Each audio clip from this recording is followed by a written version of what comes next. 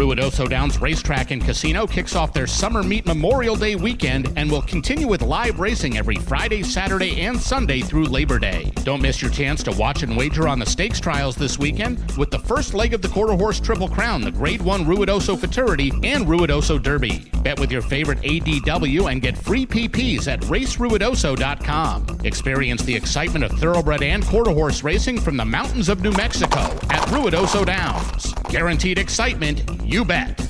Dan Illman, Mike Beer, race number 9 at Churchill Downs on Saturday is the $100,000 Blame Stakes, going a one-turn mile. Let's take a look at this field. It is a big field. It is a really competitive race.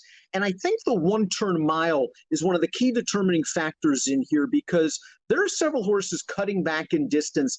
I think it's going to really benefit horses like the 7 Silver Dust, and it's going to be interesting to see what happens with a horse like the 8 Owendale, who is second in the prestigious Clark Handicap, a very talented horse that has won at a mile, but might be prepping for something longer down the road in the handicap ranks. Yeah, I wonder about that too, but I'm very interested to see how Owendale does here. He feels to me like a horse who could really take a step forward as a forward. He was a good 3-year-old, but he could take really take a step forward as an older horse. You also have Mr. Money in here, who reeled off a string of impressive races last year, now making his second start of the form cycle. He loves Churchill Downs. The Timeform US pace projector, as you would expect in a full field like this, has this race as an expected fast pace. That's what the red bar indicates. They have the 14 Diamond King. Another horse that should really appreciate these one-turn mile distances out there on the lead. Global Campaign expected to show some pace as well, the number 3. I would think Always Mining, the 4, can be a little bit closer to the pace. I'm just not sure how fast this pace is going to be. I think it'll be solid. I'm not sure if we're blistering. Yeah, that's kind of how I looked at it too. I mean, there's certainly plenty of horses who could go forward in here. I don't know that they have to go out there and super fast fractions. But I'm also with you. I feel like Always Mining, the 4, almost has to be closer to the pace than that.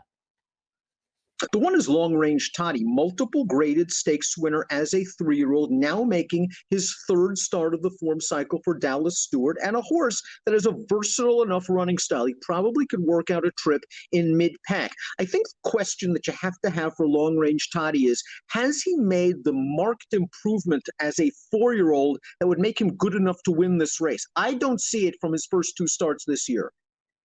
I don't see it either. I feel like he's probably a cut below true graded stakes horses, Dan. And I realize that this isn't a graded stakes race, but the field is graded stakes quality for sure. So I just think he's found himself in a really tough spot. But I'll tell you what, he's going to be a big price if you like him.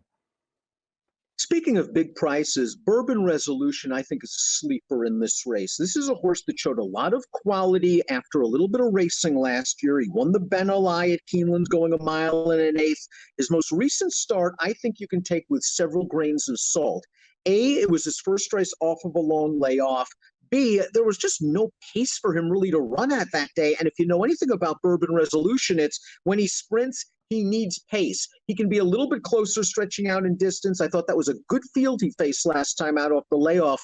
Yorkton returning with a 95 buyer. Bourbon Resolution's a sleeper at a price. Yeah, definitely he is, Dan. He's going to be a big price in here, it feels like, and he's just a horse who I want to use. I like the one-turn mile for him. He actually ran deceptively well last time, considering how far outrun he got early. He made a pretty nice run through the stretch of that race. He just had way too much ground to cover. Global Campaign's a talented horse, and hopefully Stanley Huff has finally figured out his whole card as it pertains to keeping him sound. He grabbed a quarter in the Fountain of Youth after 2 very impressive wins to begin his career. Then he won the Peter Pan. Then he missed the Belmont, and he had to run in the Jim Dandy, and then he went away again. This is a promising enough return to the races, considering the long layoff. At Gulfstream, they ran him 7 furlongs. He hopped a little bit at the start. I thought after that he worked out a pretty good trip, tracking a 3-ply pace battle. He angled 4 wide into the stretch, and he worked hard. It was a good prep race for Global Campaign, who's now stepping up in class.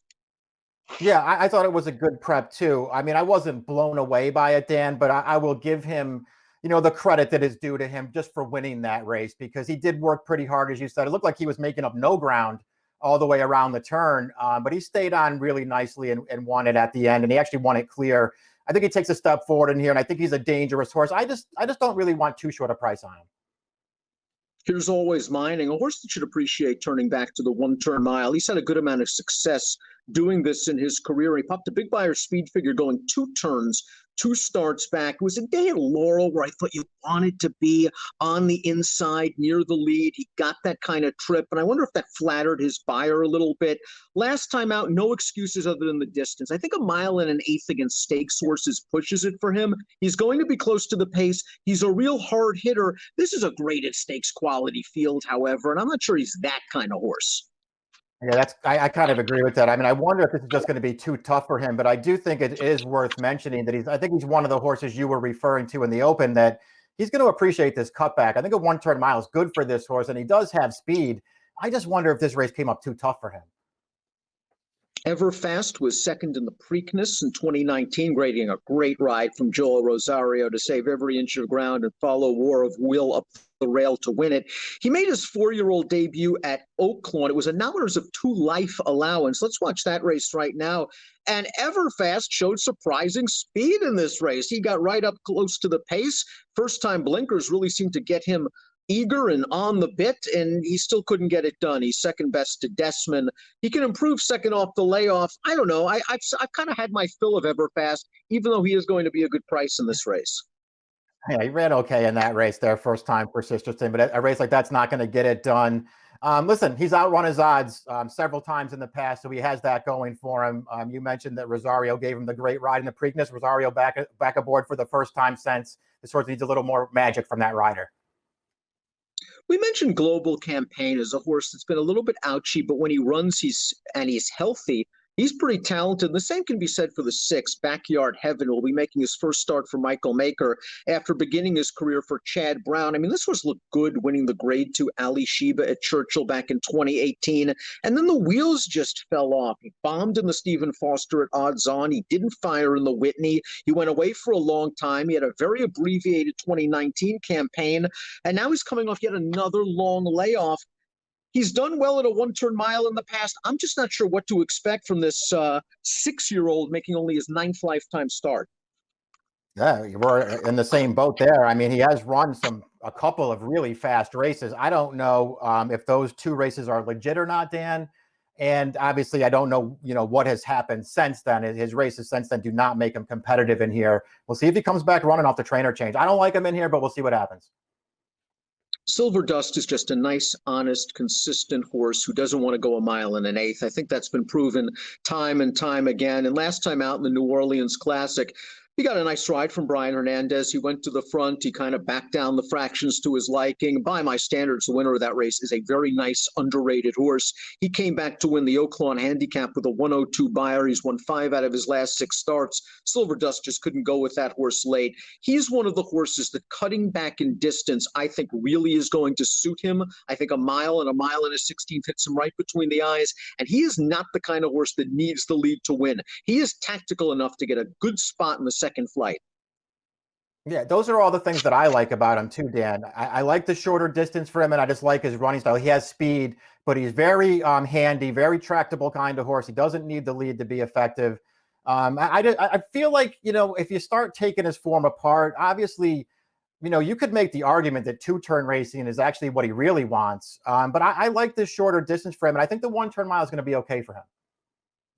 The horse they're all going to have to beat, especially if the Timeform U.S. pace projector is right, is Owendale. This horse, a multiple graded stakes winner, excellent second in the Clark Handicap behind Tom's d'Etat, one of the best horses in the country. Tom's d'Etat came back to win his seasonal debut in the Oaklawn Mile with a 101 Beyer. He's won 4 of his last 5 starts.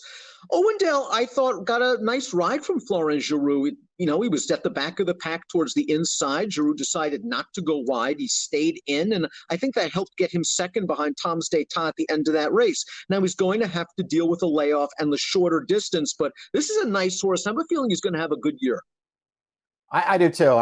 In a lot of ways, I think he might be the horse to beat in here, but I don't know if I, would take too short a price on him because it's not like he's meeting a bunch of pushovers. And he does have to go the 1-turn mile, and he may, in fact, want to go a little bit longer than this. I think he's a really nice horse. I'm looking forward to what he does this year. I just feel like he's probably worth trying to beat if he's a really short price. Extraordinary Jerry, the number 9, won 2 races in a row when switched to dirt by Todd Pletcher, including this performance on September the 28th. This is a restricted race against basically Florida-bred horses. This is a dominant performance. He got a very fast pace. He made a nice move inside, got to the outside, and he just blew him away in the stretch. Couple horses came out of this race to win. I don't know. Extraordinary Jerry's going to have to face a lot better, and he's going to have to do it off of a long layoff. But if you believe the figs from his last 2 races, he's on the cusp of being a contender.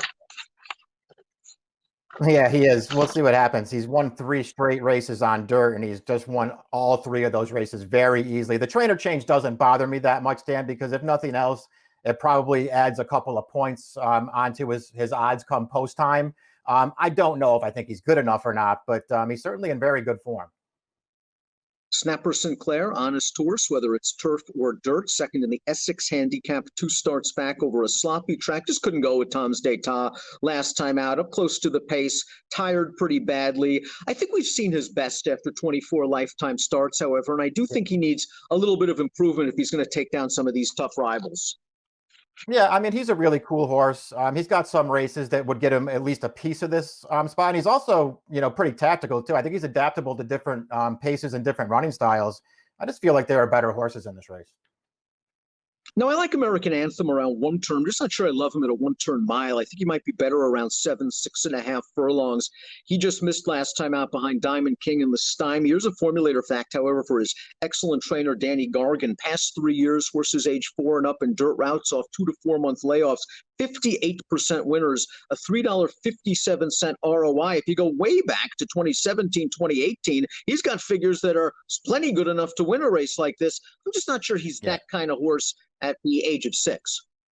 Yeah, I'm not sure either. I think you made a very valid point there too, Dan, that he's probably more of a sprint type. The 1-turn mile, I guess, is within his range, but he might be more of a sprinter.